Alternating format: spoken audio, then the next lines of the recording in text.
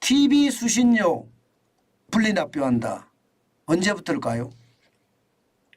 오늘부터입니다. KBS TV 수신료 분리납부 공포일이 오늘입니다. 2023년 7월 12일 말입니다. 야, 드디어 이제 TV 수신료를 분리납부하게 된 건가요? 예, 생각했던 것보다가 시간이 그렇게 오래 걸리지는 않았습니다. 지난 3월 9일에서 4월 9일까지 국민 참여 토론을 했잖아요. 이때 90% 이상이 분리징수해야 된다. 이런 얘기가 나왔고요. 6월 5일에 수신료 분리징수 권고를 했습니다. 그런 다음에 6월 14일에 방송법 시행령 개정안을 마련했고요. 그리고 7월 5일에 방통위 전체회의 심의의결을 거쳤습니다. 그리고 어제죠. 어제 국무회의 의결을 거쳤고요. 대통령 재가가 났습니다. 지금 나토 방문 중이죠. 유럽을 방문 중인데 전자결제로 결제를 했습니다. 재가했습니다. 그래서 7월 12일 오늘 공포 시행이 되는 겁니다.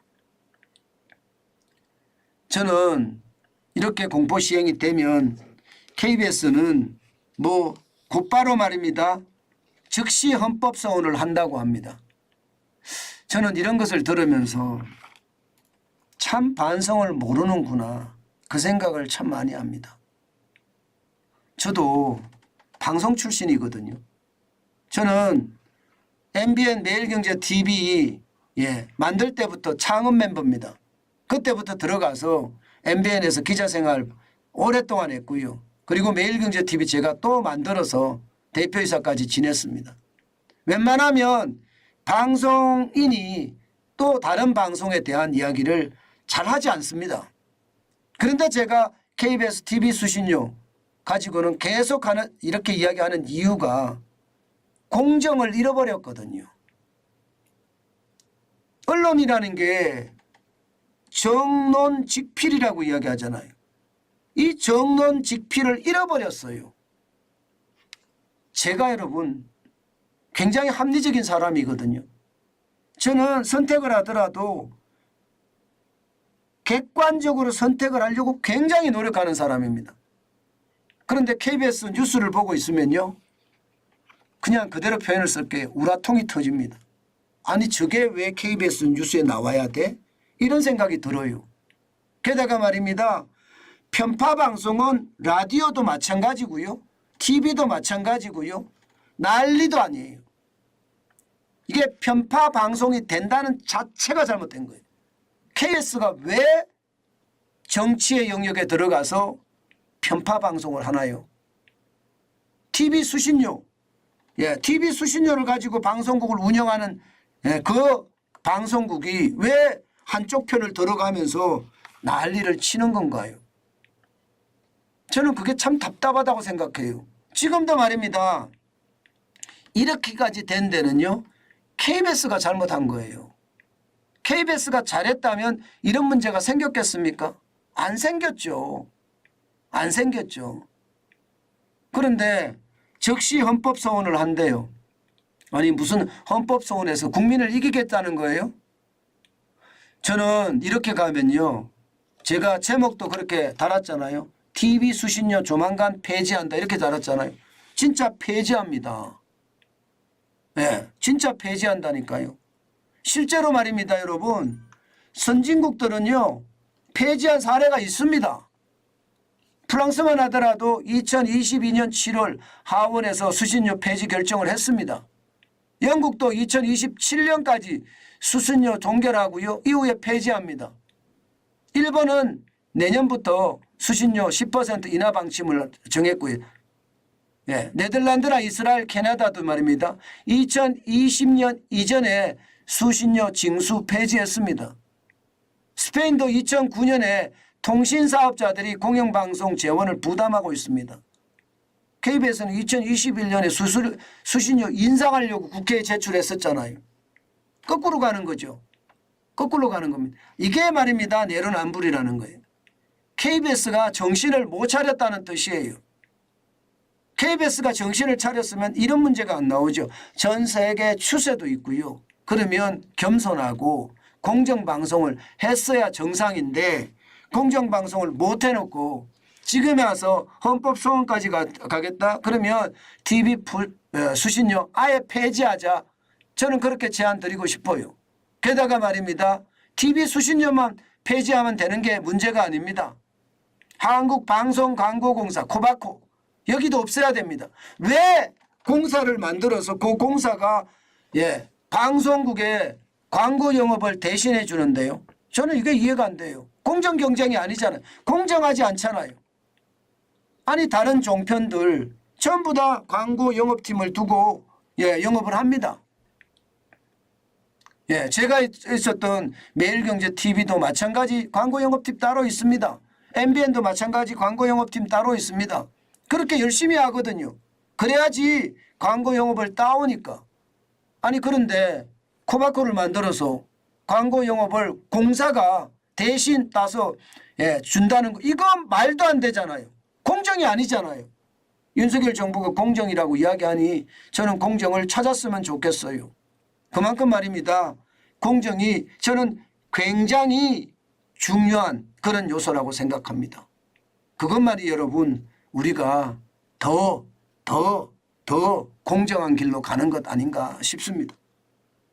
TV 수신료요. 이제 오늘 공포가 됐으니까 이제부터는요. TV 수신료를 지금 안 내도 되는 거죠. 안 내도 되는 겁니다. TV 수신료가 2,500원이거든요. 월.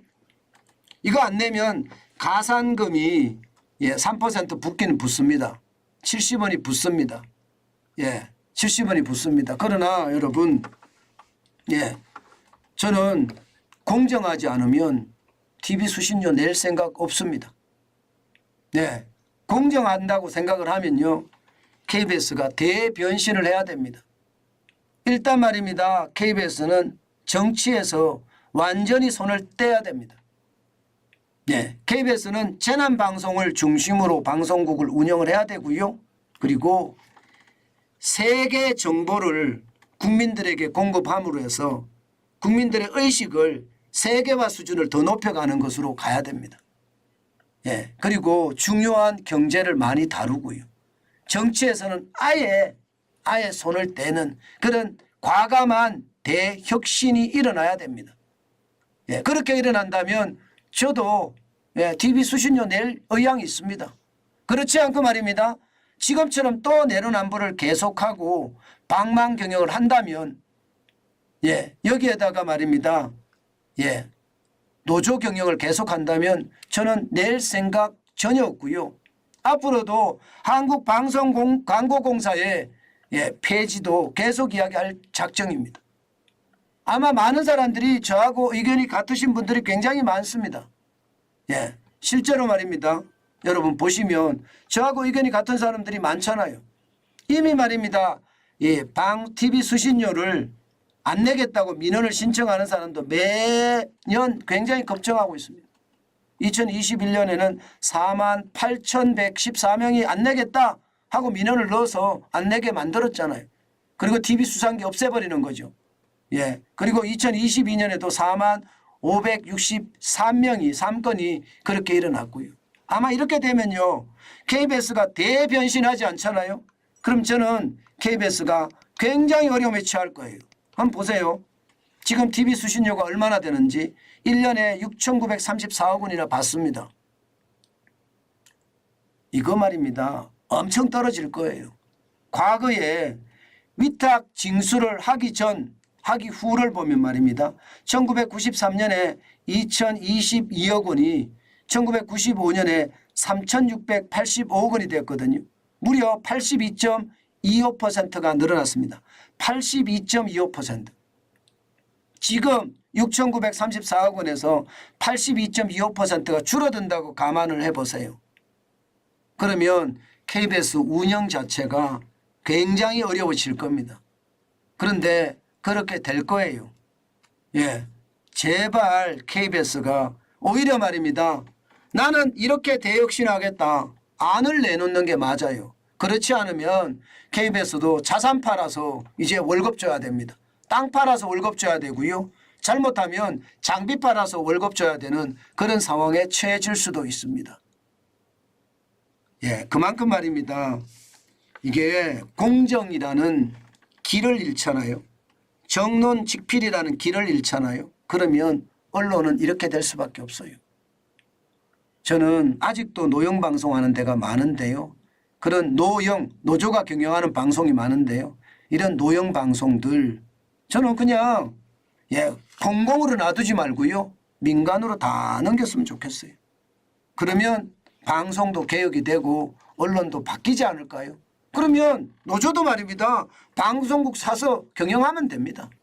방송국 사서. 뭐 지금처럼 말입니다. 노조가 정치에 그렇게 개입을 하려면 저는 그게 반드시 있는 게 맞다고 보는 거죠. 예. 아니 정치 개입하려면 그렇게 하시라는 거예요. 저는 그게 지금의 어떤 상황이다 이렇게 생각할 수 있습니다. 여러분 KBS가 저는 거듭 태어나기를 다시 한번 빌어봅니다. 진짜 KBS는 창조적 파괴라고 이야기하죠. 그런 새로움을 창조하는 것과 파괴는 거꾸로인데요. 그런 창조적 파괴의 정신을 가지고 대대적인 개혁을 하면 아마 국민들에게 다시 선망의 대상이 되고 존경의 대상이 될지도 모르겠습니다. 그렇지 않고서는요. 이거 반드시 말입니다. 개혁을 해야 된다. 그 말씀 다시 한번 올립니다.